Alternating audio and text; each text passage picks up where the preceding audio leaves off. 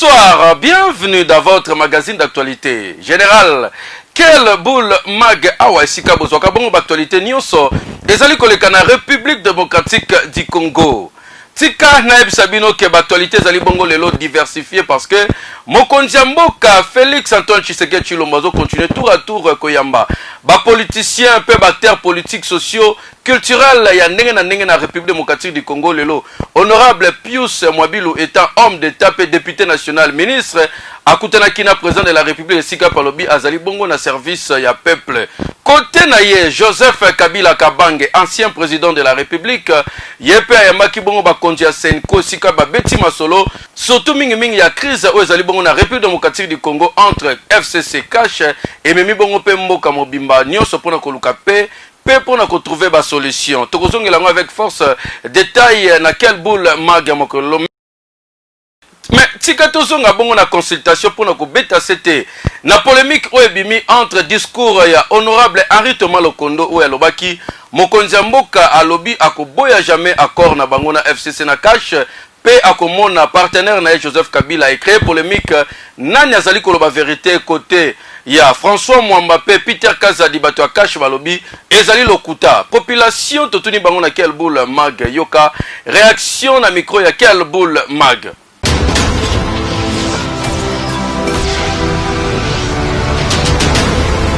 Toujours comme moi, je sais que ça n'a pas de mal.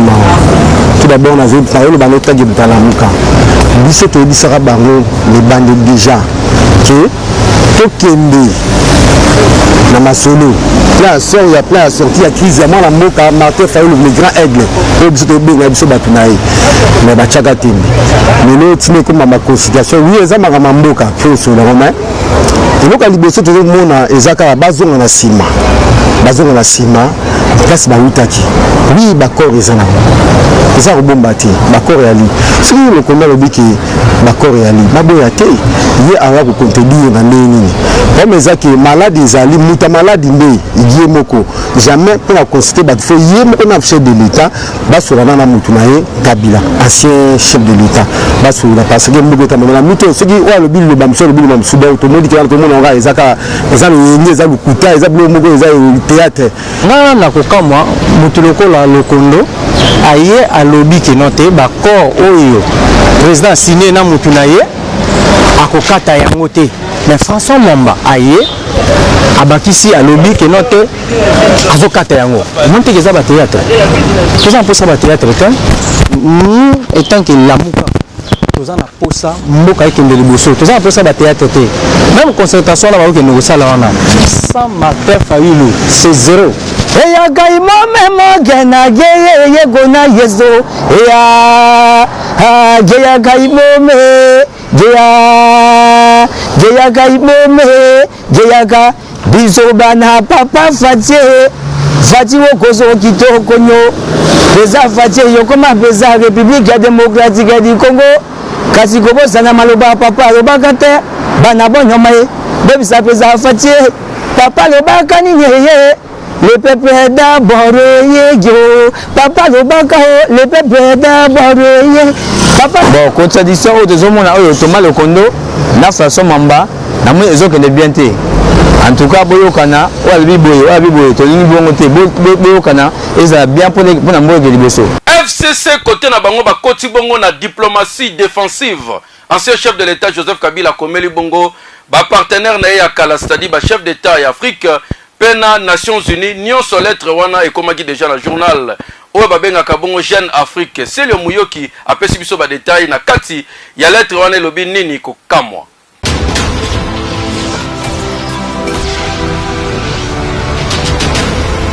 La durée de la nuit, le soleil finira toujours par apparaître. Malembe, accord entre Cash na FCC et Bandi Kobima. Correspondance diplomatique, il y a Joseph Kabila na 3 États africains où il participe à l'élaboration, il y a accord entre Félix Tshisekedi et Joseph Kabila. Il s'agit de l'Afrique du Sud, Kenya, Égypte, pe MONUSCO à travers Leïl Lazerugu, représentante ya Nations Unies à la République démocratique du Congo. Selon Jeune Afrique, na ba source misusu, Joseph Kabila, na lettre na ye, oyo ambassadeur itinérant ancien chef de l'État congolais Joseph Kabila, atindaki, a rappelé na ba parrain, ya accord na bango que Félix Tshisekedi, il faut soutenir candidature ya FCC na ba élection ya 2023.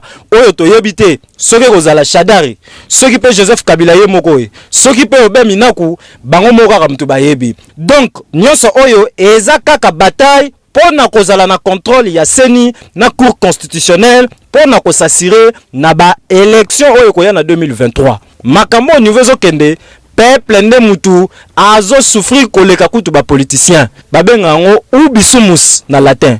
L'avenir nous en dira plus.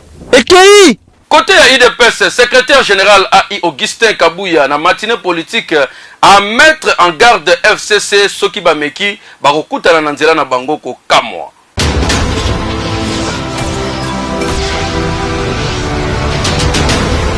Toujours avec sa langue dans sa poche, secrétaire général AI Augustin Kabouya a brossé situation politique de l'air à travers matinée politique Nabango mardi 10 novembre. Kounon na siège à IDPS. Augustin Kabouya a précisé que jamais IDPS est banga élection anticipée, mais bah koki jamais kondimango avant 2023. Union des démocrates pour le progrès social IDPS na mukuse ba lobike baza déjà au courant ya ba jeune nyonso oyo FCC zo bongisa contre Félix Antoine Tshisekedi. Devant ba militant pe ba membre nyonso ya IDPS, Augustin Kabouya a communiqué boye. Baza ko sala ba réunion ngo na bande ko na biso ya ba soda ba policier mais ba soda na ba policier baza ba umu na binote ceux qui lelo militaire na policier bazu valeur c'est avec le régime Félix Tshisekedi. La preuve en est que une fois arrivé au pouvoir, nous n'avons pas cherché à amener d'autres militaires et d'autres policiers pour sécuriser le pays. C'est un grand message. Au bisoto laksa kibino que l'armée, la police, au bango bamanda ko diriger ezaki basé sur le tribalisme et loko e créa qui méfiance na kati armée na la police. Avec l'arrivée de Félix Tshisekedi, nous n'avons pas voulu mettre qui que ce soit à côté. Nous avons travaillé avec tout le monde. La preuve en est que l'actuel chef d'état-major Ezao Bisoto Kutaki ba bloka biloko nyonso wana. Mais tango baza koloba ke non, toza ko komela ba chef d'état africain. Batangela biso, qu'on nous cite le nom d'un seul président africain qui peut supporter des bêtises comme ils l'ont fait pendant 2 ans. Qui nous cite le nom d'un seul président. Il fonctionne sur base de mensonges pour chercher à se positionner. Et aucun accord ne peut jamais aller à l'encontre de notre constitution. IDPS viva. Naebisa kibinoa ke ordonnance présidentielle au étali fonctionnement gouvernement. Ezako senga bango avant ministre Abima, premier ministre, et à la voyage officiel, et à la voyage privé. Il faut informer Mokonzamboka 7 jours avant. Mais bango baza kozo Mokonzamboka neti camarade na bango. Kaka na occasion wanande, secrétaire général intérimaire a profité qui pour relancer marche moko pacifique samedi 21 novembre pour soutenir la consultation initiée par le chef de l'État. Et qui rédaction ya quelle boule mag sali analyse par rapport à débauchage. Batebele bayokaka kombo wana na politique surtout na République démocratique du Congo banani babanda yango esala makanenge nini ezalaka nini Jeje Mbuyamba na commentaire oyo.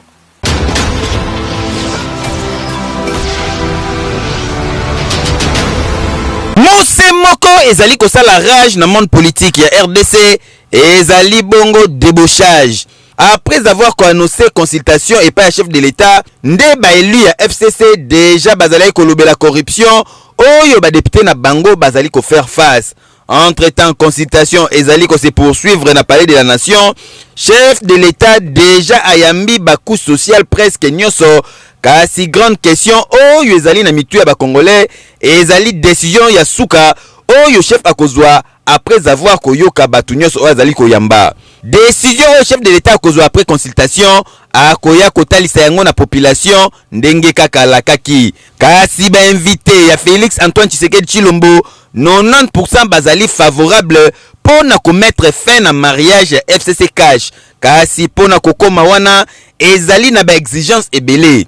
Dissolution ya parlement déjà kutu hypothèse o esengeli ko écarter yango pour à l'heure actuelle crise persistante entre Assemblée nationale na gouvernement ezali koloba mate. Voix mosusu ya sorti ezali koluka ko dénicher une nouvelle majorité parlementaire na kati Assemblée nationale alors que toyebi biso nyonso famille politique ya Joseph Kabila Kabange ezali ko compter 325 députés na Assemblée nationale. Alors que cash o ezali bongo famille politique ya président de la République, bango bazali kaka na 52 députés na kati ya hémicycle ya Assemblée nationale.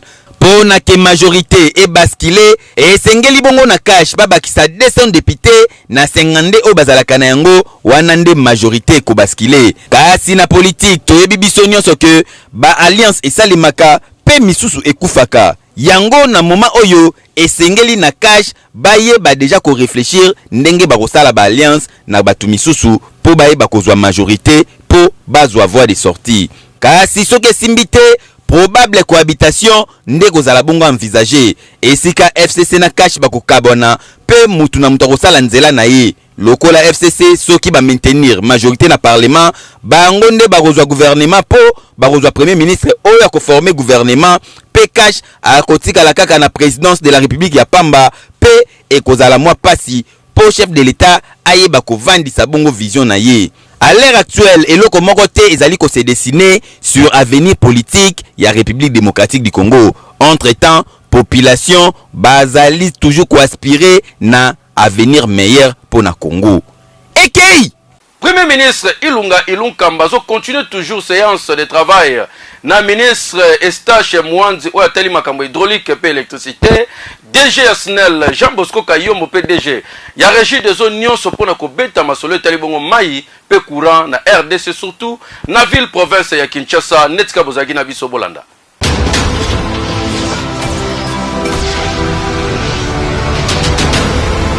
Ezalaki na kati ya séance de travail ne premier ministre Ilunga Ilukamba asangisaki bongo ministre ya ressources hydrauliques et électricité na directeur général ya SNEL Jean Bosco Kayombo et longo na DG ya régie des eaux na kati ya masolo na bango ezalaki beaucoup plus centralisé na makambo etali électricité pe mai na kati ya République démocratique du Congo surtout précisément na ville province ya Kinshasa sika wapi mkolo uti koleka courant et bebaki makasi pe problème ya mai ezalaki casse-tête pour la population. Na kati ya masona bango ministre Estache Mwanzi wazali bongo mokonzi ya hydraulique et électricité alobi ke séance de travail oyo zali pona et aboutir na ba solution oyo ko permettre amélioration ya desserte na mai pe na électricité pe a préciser que réunion musu ko sala mabongo na 48 heures.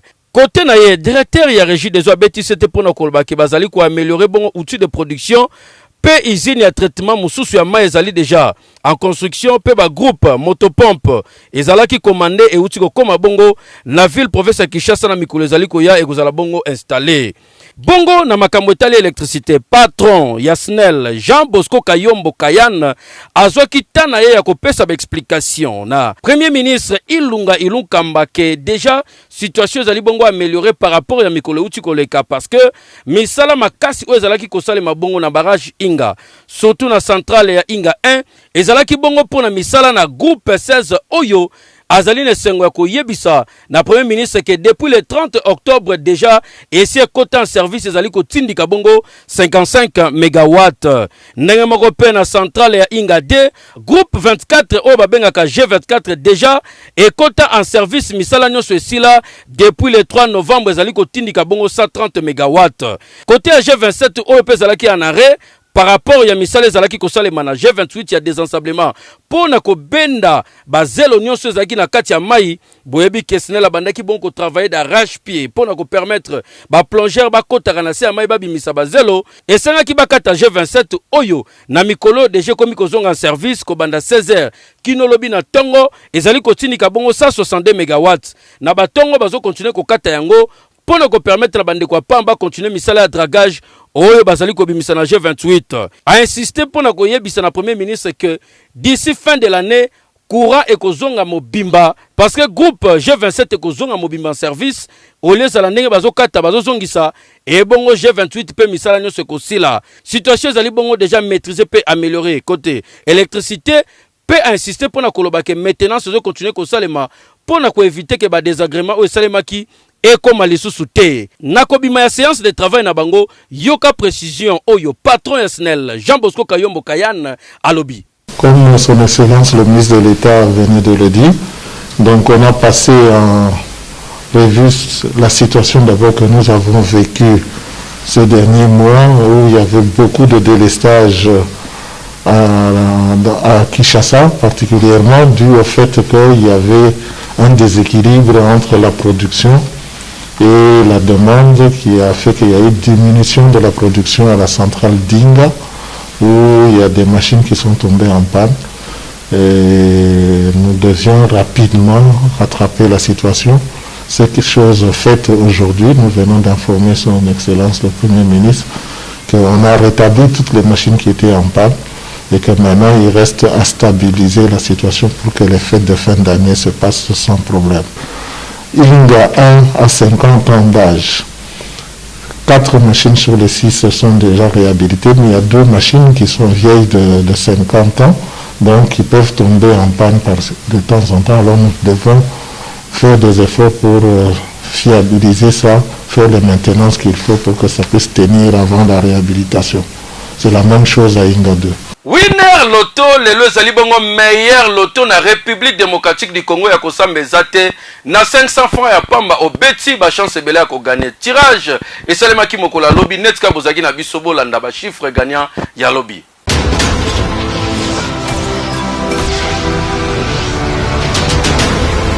Nini wana bozo beta ezozala lisusu ndoto te lelo eza réalité. Winner Loto ezali occasion oyo ezali ko permettre na bana Congo na ba papa na ba mama à partir ya 500 francs ya pamba o sombi ticket na yo o beti Winner Loto ozala ba chance belé ko gagner jackpot ya tirage ya lelo ezalaki bongo 126 936 300 francs congolais yango wana montant ya jackpot et bongo super jackpot et telemi toujours na 1 milliard de francs congolais occasion ko lukabana Congo ba bonga banginda et papa maman 500 francs ya pamba au sombi ticket de jeu na yo oponi 5 numéro ya bien obakisi moko ya Super Bowl ba chance zebele tirage ya lelo botala nani azu chance koleka nani azu chance ko gagner la nane tika ozaki na biso longo yoke lokoyo. Très important à savoir, ceci est un tirage qui se déroule sous le contrôle d'un huissier de justice, des officiels Winner Loto, mais aussi d'un public témoin. Madame, messieurs, on accueille le premier bon numéro à devoir composer la combinaison gagnante de la soirée, les 31. Sortez vos bulletins de jeu, vérifiez si vous l'avez. Alors qu'on accueille le deuxième numéro, le 5. Avec 2 bons numéros, vous avez droit à une ligne gratuite. Le troisième numéro n'est rien d'autre que le 2. Madame, messieurs, les jackpots en jeu ce soir est estimé à 126 936 300 francs congolais, le 4e numéro, le 35. Alors qu'on attend à accueillir le 5e numéro de cette très belle soirée, la machine est bien en train de mélanger le boule. Elle nous sort donc le 39. Plus que le numéro de la super boule, ce numéro que vous devriez impérativement avoir sur vos bulletins de jeu n'est rien d'autre que le 33. Revoyons ensemble avec vous la combinaison gagnante de la soirée. Sur vos tickets, vous fallait nécessairement avoir les 31, le 5, le 2, le 35, le 39, mais aussi les 33 qui est donc le numéro de notre super boule. Meilleur loto en République démocratique du Congo, et c'est Yebani, et Zali Bongo Winner Loto. Le prochain tirage est pour ce vendredi. Au sommet déjà ticket na yo. Nini wana bozo beta kejo we Maluku ezalaka parmi ba commune ya ville ya Kinshasa oyo sur le plan touristique ya kosamba ezalaka te soko komi kuna dimanche olie mbisi oyo bimi na fleuve oyo batumbi pa mama ikene te na nganda na ye na libongo anga furase kosala eloko te. Jeje Mbuyamba na commentaire oyo.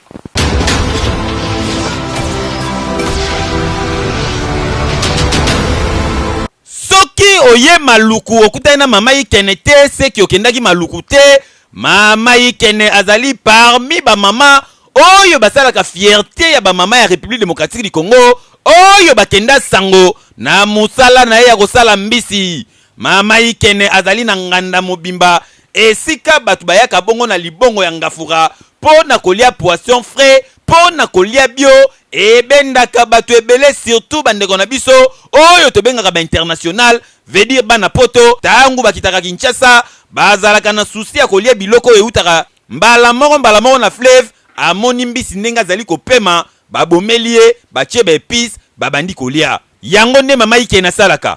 Kasi ya kokamwe ezali ke mama ikene akubela makambu ya mbisi po asalaka yango kitoko yo wapi.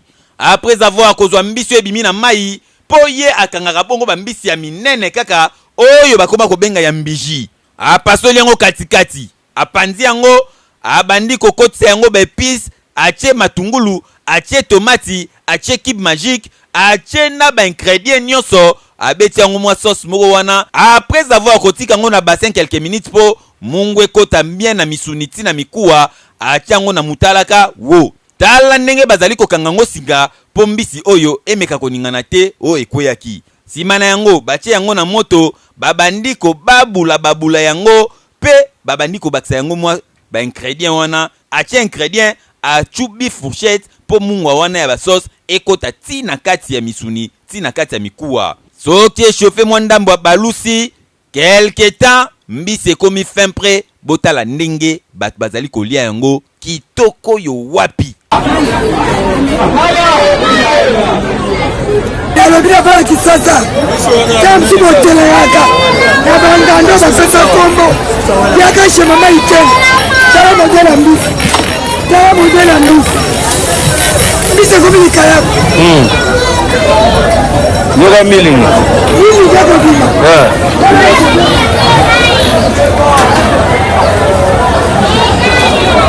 enveloppe mbisi fura kala enveloppe babenga ngo nini enveloppe olie pêcher ali adoni enveloppe wali enveloppe ya mokanda mbisi.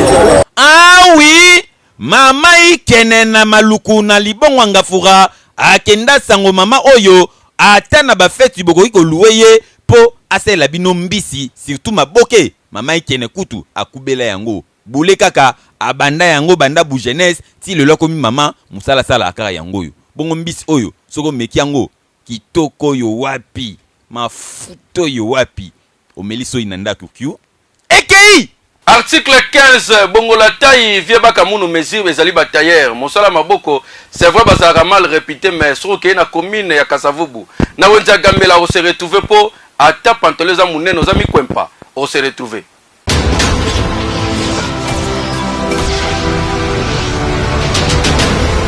Article 15 Kalai Ngango Kalai technique ezali réalité oyo na Kinshasa la plupart ya bandeko belé bazu chance bazala embaucher na misala oyo ya ba bureau to ya ndenge na ndenge te kinwa avivara toujours na système ya kolukela neti awa toza na kati ya wenzi ya Gambela na direction ya Ethiopie avenue Irebu Busu Melo Busu Jano ezali répété na ville province ya Kinshasa esika wapi ba papa bongola taille to papa baka munu mesure c'est-à-dire bandeko na biso ba tailleur ba travaillaka bakino bele soki bakoti na wenza Gambela asombi pantalon to lamba ya munene loko pepe kale atayo mutoza mikwempa okoko ndima te modèle bako bongola taille ba kondisi yango ezupe forme na taille na yo na kwa mususu otali bandeko mususu bakoma kobeta ba veste bien taillé mokoto pantalon ba benda taille kitoko na mbenza système ya slim grâce ya bandeko ba tailleur mususu bazalaka pe na zando modèle basalaka mosala ba tailleur bokoko imaginer te basungaka bato na ba fête bele na Kinshasa bandeko balela bakino na bakino zebele babika grâce ya bandeko yo tango mususu so sake lamba to chemise na yo okende kotika pa ba tailleur babetsa bato ya 2-3 semaines mais bango soko ye kaka opesi elamba azwi yo tai na minute ya kotanga dada azali kobeta nde bozali komona awa ndeko baforme ekateli na enyete lokolo na esimbeli loboko ezolakisa ya solo bayebi kosala mosala na bango kitoko modele batravaillaka tosinteresaki nango makasi awa na kati ya gambela yoka communication bandeko basali eza mpona moyen de vivre malgré naza na kati ya mibali eza na bato mibali batunda yango yo mwasi ondimi otravaille na mbeli na ndenge nini nga lobi eza moyen de vivre na misala na bango nakoma na bango meme morale mais sikoyo awa nini eza na tosalaka nyonso todimdaka sango nyonso ekendeke bateya ya gambela badimdaka kaka baye kotonga te mais totongaka nga ketenge mwasi na fe na mibali totongaka mwasi soko oyebi mosala toza valeur to devant na miso ya bato mpo mobali donc bafille oyo aza na besoin mosala akopela tele soki basete information akoyeba mosala oyo kozwa moyen ya kovivre naza na kati ya kosala mwa mosala oyo ya surfilage toloba naza surfilaire awa tozoyede bamama nyonso oyo bayaka awa ata bandeko basi to mibali bayaka soki aye na mwa elamba na ye ya monene todiminue yango totia yango na taille na ye donc selon goût na ye bamama mpe oyo basalisaka bakushe na baoyo basalisaka mpe babilamba ya minene todiminuaka nyonso bakamunu mesure papa bongola tai mama bongola tai ezali réalité ya batere oyo bazalaka awa na kati ya wenze ya gambela to na zando monene bien oyo bango bazalaka lokuta mingi te boyebi ke la plupart ya mosala wa bato misala maboko bakenda sango na réputation ya mabe soko pesi eloko na yo bato ebele bakenda feti na bilamba bakana kolata te parce que tayera bingisi ye mais awa soko ye oya mobimba ata batongelaki yo mabe pata mampala na quartier na yo yaka awa bakobongola tai ekozwa forme ya libaya na yo ya chemise na yo ya jupe pantalon mame robe babetaka nyonso réalité ya Kinshasa yango oyo papa bongola tai bakamunu mesure eke yo we na commune ya Lemba na Kankabila oyo ezalaka laka Mobutu bakangi bakuluna oyo babande ko déranger population côté kuna Ange Kimbi asaleli biso constat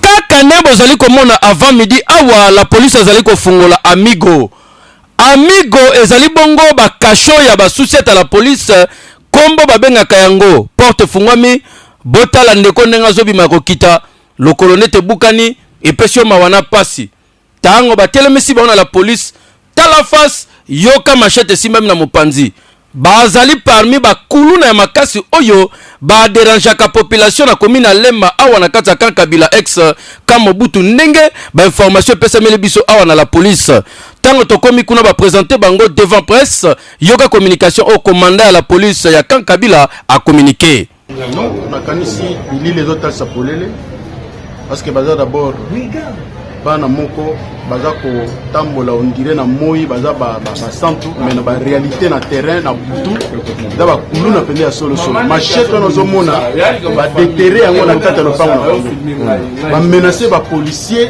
na ndenge moko ya kosakana te bamosusu bazoki bapota alo tinga moko na ye kozwa susu renfort na kiti nde koarrache bango moni na memi na bango awa yo bango esi bango basi bandima yango yo so intelligent kuluna moko andimike ngana za kuluna parent nyonso aza responsable abenda mwana ne matoi abenda mwana matoi pour que abatela esika na ye na kati ya temps dans le cas contraire lokola baoyo famille wana nyonso mpo bilongo ya libanga tozwi yo mwana kuluna na kati ya ndako na baparent na yo bino nyonso obwaka biloko libanda donc il est grand temps ya kobenda bana matoi de façon que obatela place wana na kati ya temps la police azo continuer toujours kotraquer epe kobunda pona kosilisa question ya kuluna na kati ya ville province ya Kinshasa baparent bo continuer koteya pe kopenda bana na bino matoi misusu deja bakeikanya makasese tozolika ke purge na patrouille oyo la police azo continuer kosala e kokangisa lisusu bakuluna nyonso pour que troisième lo ya kanya makasese toyoka sango yango nde tozozela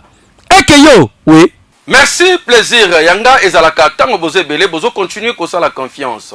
Na quel boule mag pona ko benga biso pe ba contact na biso numéro obo moni pembeni ya logo na biso yango wana numéro de contact benga biso pe komela biso na WhatsApp toza wana pona ko yoka bino pe pona ko la promotion ya ba activité na bino. Merci bozolanda biso partout na monde pe bana ngola na pesi bino mote sika trésor Mbala Kadhafi azali ko landa biso petit frère propre botika na kimia. Bye bye.